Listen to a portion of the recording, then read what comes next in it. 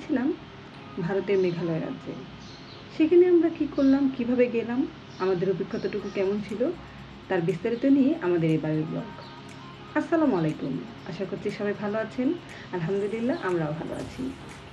ঢাকা থেকে আমরা সিলেটের উদ্দেশ্যে রওনা হয়েছিলাম খুব ভোরবেলায়, আর সেজন্য আমরা পার্বত এক্সপ্রেসের টিকিট কেটেছিলাম। আমরা কেবিনের কোনো সিট পাইনি, তাই আমরা সিলটা কোচে গিয়েছিলাম।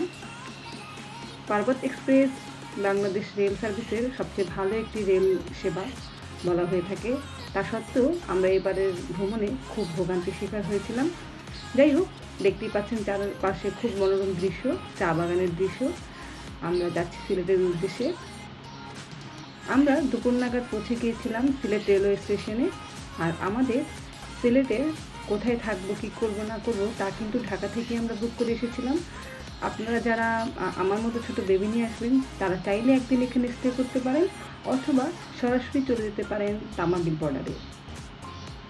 আমরা হোটেল পানসি ইনে আমাদের এই জন্য একটি রুম বুক করেছিলাম, ফ্যামিলি সুইট রুম। আর সেজন্য আমরা পানসি ইনে চলে এসেছি। পানসি ইন হচ্ছে সিলেটের সবচেয়ে পুরাতন একটি হোটেল অ্যান্ড রেস্টুরেন্ট। যারা সিলেট ভ্রমণ করেছেন ইতিপূর্বে, তারা অবশ্যই এই হোটেলের নাম শুনেছেন। আর আমরা তাই এই পানসি ইনে থাকারই চিন্তা করেছি।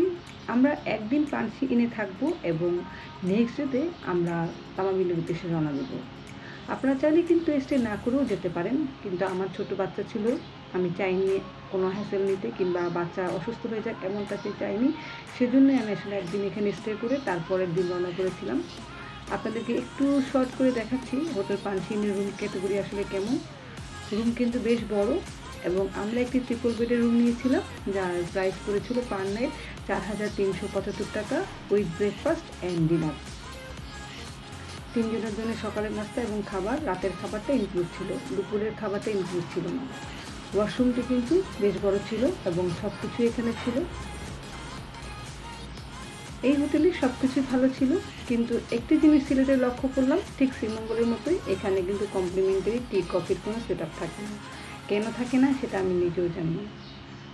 যাই হোক, আমরা তাড়াতাড়ি করে চলে এসেছিলাম পানসি ইনের রেস্টুরেন্ট এরিয়াতে, কারণ দুপুর গড়িয়ে বিকেল হয়ে যাচ্ছিল, আমাদের খুব ক্ষুধাও লেগেছিল। দেখতেই পাচ্ছেন পানসি ইনে প্রচণ্ড ভিড়। এই রেস্টুরেন্টটি বছরের সারাদিনই আসলে বলতে গেলে কোনো একদিন নেই যে এখানে আপনারা ফ্রি পাবেন, সবসময় এরকম বিজি থাকে। এটি খুব জনপ্রিয় একটি রেস্টুরেন্ট।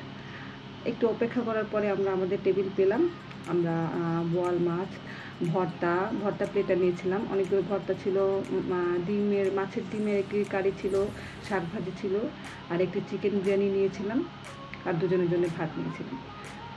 খাবারের কোয়ালিটি মোটামুটি ভালো ছিল। আর দেখতে পাচ্ছেন সন্ধ্যা ঘুরে গিয়েছে। আসলে আমরা দেখতে পেলাম হোটেলের পাশেই একটি লেকের মতো ছিল, অর্থাৎ ধোপাদিঘি নাম এই লেকটির। বিশাল বড় ছিল এই দিঘিটি, এবং এর চারপাশে ঘুরে উঠেছে অনেকগুলো আসলে পার্কের মতো, রেস্টুরেন্টের মতো এরিয়া। এখানে বাচ্চারা বিকেলে খেলাধুলা করতে পারবে, হাঁটাহাঁটি করতে পারবে। বিভিন্ন রেস্টুরেন্ট রয়েছে, সেখানে আপনারা চাইলে খাওয়া দাওয়াও করতে পারবেন। যেহেতু খুব অল্প সময় নিয়ে গিয়েছিলাম, আমরা আসলে ওরকম করে আসলে ঘোরাঘুরি করিনি। আমরা শুধুমাত্র একবার দিঘিটি পুরোটা করেছিলাম। দেখতেই পাচ্ছেন এই দিঘিতে কিন্তু সাম্পান নৌকা কিংবা অন্যান্য বোট রাইডিংয়েরও ব্যবস্থা রয়েছে।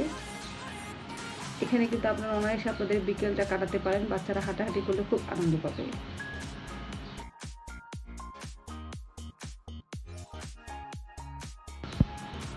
আমরা আসলে এবারে যাত্রায় সিলেটের কোথাও ঘোরার কোনো পরিকল্পনা করে আসিনি। আমরা শুধুমাত্র মেঘালয় যাব এই চিন্তা করে এসেছি। আর মেঘালয় এটি আমাদের দ্বিতীয় ভ্রমণ, যদিও আমার বাচ্চাদের প্রথম ভ্রমণ, কিন্তু আমার এবং আমার হাজব্যান্ডের দ্বিতীয় ভ্রমণ ছিল। আর আমরা ঢাকা থেকে আমাদের হোটেল এবং সব কিছুই বুকিং করে এসেছিলাম। রাতে আমরা খাবার, যেহেতু এখানে কমপ্লিমেন্টারি ছিল, আপনাদের অপশন থাকবে এখানে বিরিয়ানি এগুলো সহ আপনারা যে কোনো খাবার নিতে পারেন। রাতের পরে আমরা আসলে সকালের যে আমাদের খাবার ছিল ব্রেকফাস্টটা খুবই অর্ডিনারি ছিল। এখানে খিচুড়ি ছিল, পরোটা ছিল, ভাজি ছিল। আমরা ঝটপট খেয়েই বেরিয়ে গিয়েছিলাম আসলে তামাবিলের উদ্দেশ্যে। আমরা যাচ্ছিলাম যতটুকু আর্লি পৌঁছানো যায় বর্ডারে, কারণ বর্ডারে ইমিগ্রেশনের কিছু কাজ থাকে। আর বলা বাহুল্য, আমরা কিন্তু ঢাকা থেকে শিলংয়ে কোথায় থাকবো, আমাদের গাড়ি সহ সমস্ত কিছু বুক করে এসেছি, যার ফোন নাম্বার এবং কন্ট্যাক্ট ডিটেলস আমরা ডিসক্রিপশন বক্সে আপনাদের জন্য দিয়ে দেবো। আমরা 2.5 ঘন্টার মধ্যে আসলে পৌঁছে গিয়েছি। এটা হচ্ছে তামাবিল বর্ডার। যারা শিলং ভ্রমণ করেছেন তারা তো অবশ্যই চেনেন। আর এছাড়াও সিলেট যারা ঘুরতে আসেন জাফলং পয়েন্টে আসলে এখানেও কিন্তু সবাই এসে ঘুরে যায়। দেখতেই পাচ্ছেন এটা বাংলাদেশ বা ভারতের সীমানা শেষ প্রান্ত। এখান থেকে আসলে ভারত সীমানা শুরু হচ্ছে, আমরা এন্ট্রি নিচ্ছি ভারতে। আর এই হচ্ছে তামামির বর্ডারের নতুন যে পোর্ট, অর্থাৎ আগের পোর্টটি এরকম ছিল না, সেটা আরেকটু সামনের দিকে ছিল, একটি একতলা ভবনের মতো, কিন্তু এখন তারা নতুন পোর্ট করেছে দেখতে পাচ্ছি। খুবই ভালো ব্যবস্থা ছিল এবং খুব অল্প সময়ে আমরা ইমিগ্রেশন ক্রস করে আমাদের পূর্ব থেকে বুক করা রাখা গাড়ি, যে ভাইয়া ছিলেন সুজিত দাদা, ওনার সাথে আমরা আসলে শিলংয়ের উদ্দেশ্যে রওনা করেছিলাম। প্রথম যাত্রাই ছিল যে আমরা ডাউকির আশেপাশে যে স্পটগুলো ছিল সেগুলো দেখে আমরা শিলংয়ে যাব। দেখতেই পাচ্ছেন দুপাশের খুব সুন্দর দৃশ্য। বাংলাদেশ বর্ডার ঘিরেই কিন্তু আমরা এখনও যাচ্ছি। এই গাছগুলোর আড়ালেই কিন্তু রয়েছে যে প্রান্ত, সেটাই আমার দেশ, প্রিয় দেশ বাংলাদেশ।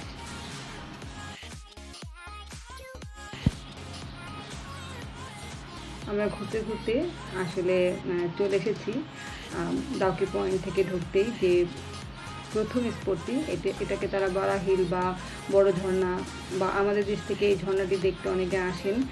নিচে আমাদের বর্ডার দিয়েও দেখা যায়, পান্তুমাই ঝর্ণাও বলে এই ঝর্ণাকে। এই যে দূরে দেখতে পাচ্ছেন এই যে নিচের যে অংশ, এটি বাংলাদেশ। এখান থেকেও বর্ষাকালে আমরা আসলে নৌকায় করে এসে এই ঝর্ণার দৃশ্য দেখতে পাই বাংলাদেশ সীমানা থেকে। ঝর্ণাটি কিন্তু বর্ষাকালে অনেক সুন্দর হয়। আমি আসলে বাচ্চারা বৃষ্টিতে ঘুরবে কীভাবে, হাঁটবে কীভাবে, এই চিন্তা করে আমি বর্ষাকালে আসিনি। এই সময় ঝর্ণার পানি আপনারা খুব কমই পাবেন, কিন্তু তা সত্ত্বেও আমি এসেছি, কারণ আমি এর আগের বারও এপ্রিলে গিয়েছিলাম, আমার ঘুরতে খারাপ লাগেনি। আমরা যাচ্ছি আসলে এক এক করে, সামনেও ট্যুরিস্ট অনেক গাড়ি রয়েছে, আমাদের পিছনেও রয়েছে। আমরা আমাদের নেক্সট যে স্পট রয়েছে সেই স্পটে এসেছি। দেখতে পাচ্ছেন খুব সুন্দর একটি এরিয়া। এটি হচ্ছে লিভিংউড ব্রিজ দেখার যে স্পট, সেই গ্রামটি। লিভিংউড ব্রিজের সম্পর্কে মোটামুটি যারা শিলং ভ্রমণ করেছেন তারা জানেন, যারা জানেন না তাদের উদ্দেশ্যে বলছি। এটি হচ্ছে অনেক অর্থাৎ 100 বছর আগেরও একটি লিভিংউড ব্রিজ। যে ব্রিজটি হচ্ছে গাছের শিকড় দিয়ে তৈরি। এটিতে কোনো রড, সিমেন্ট বা এই ধরনের কিছু না, সম্পূর্ণ নেচারভাবে এখানকার স্থানীয়রা এই ব্রিজটি তৈরি করেছেন দীর্ঘদিন সময় নিয়ে। এই ব্রিজটি দেখতে হলে কিন্তু অনেকটুকু নিচে যেতে হবে আপনাদেরকে।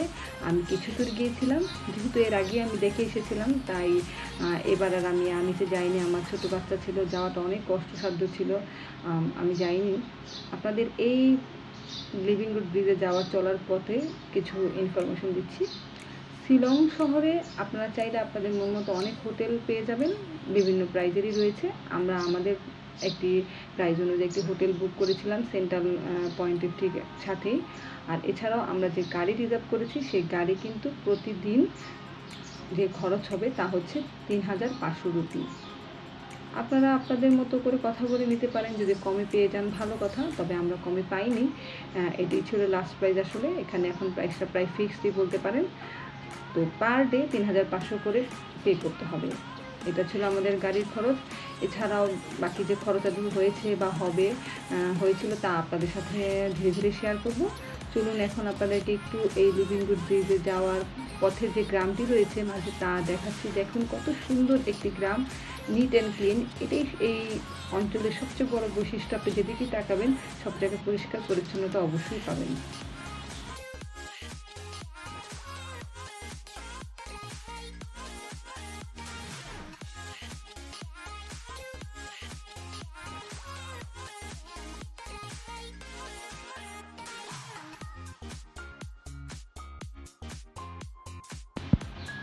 ঈদের সময় যাওয়ার কারণে অনেক বাংলাদেশিদেরকেই দেখতে পেলাম এখানে ঘুরতে এসেছে ঈদের ছুটিতে। আর এছাড়াও অনেক ইন্ডিয়ান ছিল, অন্যান্য দেশের মানুষও ছিল। দেখতেই পাচ্ছেন খুব নিচে সবাই যাচ্ছে এবং উঠছে অনেকে। খুব কষ্টদায়ক একটা রাস্তা আসলে ট্রেকিং করা। আপনারা আসলে যদি ওই ধরনের কোনো স্টেবিলিটি থাকে অথবা শারীরিক স্ট্রেংথ থাকে তবে কিন্তু নিচের দিকে যাবেন।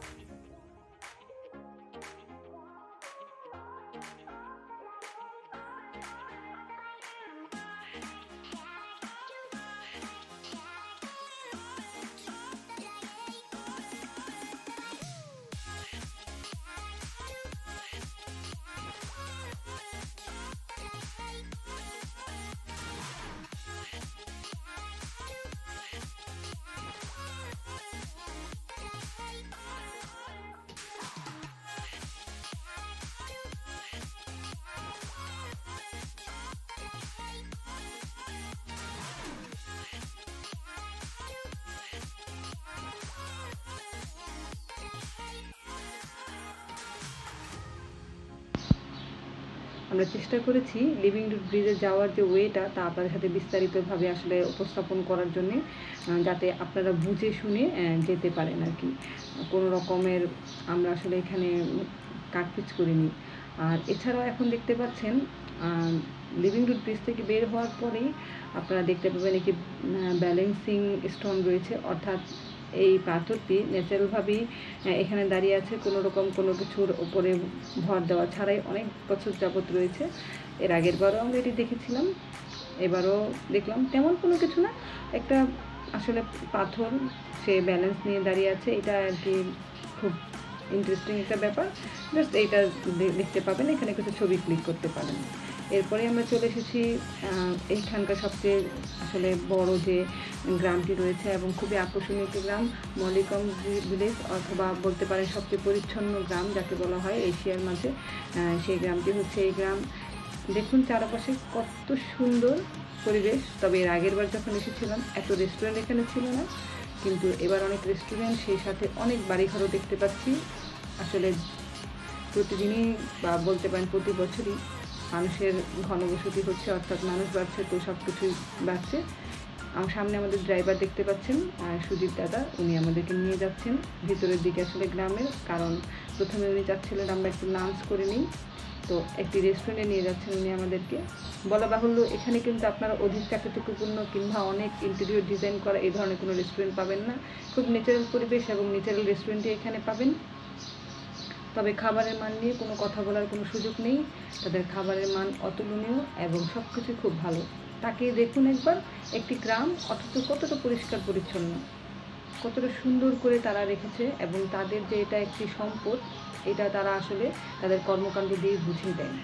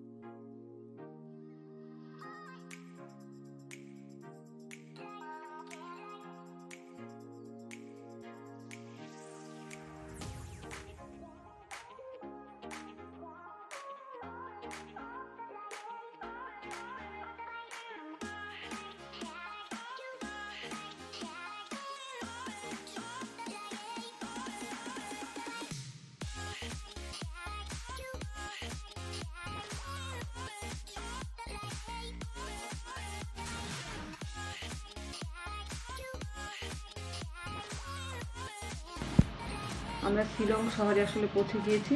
শিলং শহরের দুটি অংশ, একটি হচ্ছে ডাউন শিলং অ্যান্ড আপার শিলং। আমরা শিলংয়ের ঠিক টপে, অর্থাৎ শিলংয়ের যে প্রাণকেন্দ্র সেন্টার পয়েন্টের ঠিক পাশের যে হোটেলটি, হোটেল মনসুন বুক করেছিলাম। আর এই হোটেলের বিস্তারিত সহ আরেকটি ব্লগ আপনাদের জন্য আপলোড করা হবে ইনশাল্লাহ খুব শীঘ্রই। ততক্ষণ পর্যন্ত আমাদের সঙ্গে থাকবেন সেই প্রত্যাশাই করছি। আশা করছি আজকের ভিডিওর মাধ্যমে কিছুটা হলেও আপনাদের উপকার আসবে। আর যদি উপকারে আসে অবশ্যই আমাদের ভিডিওটি শেয়ার করে আমাদের সঙ্গে থাকবেন। সবাইকে শিলং শহরের এবং শিলংয়ের আরও কিছু ভিডিও দেখার আমন্ত্রণ জানিয়ে আজ এখানে বিদায় নিচ্ছি। আল্লাহ হাফেজ।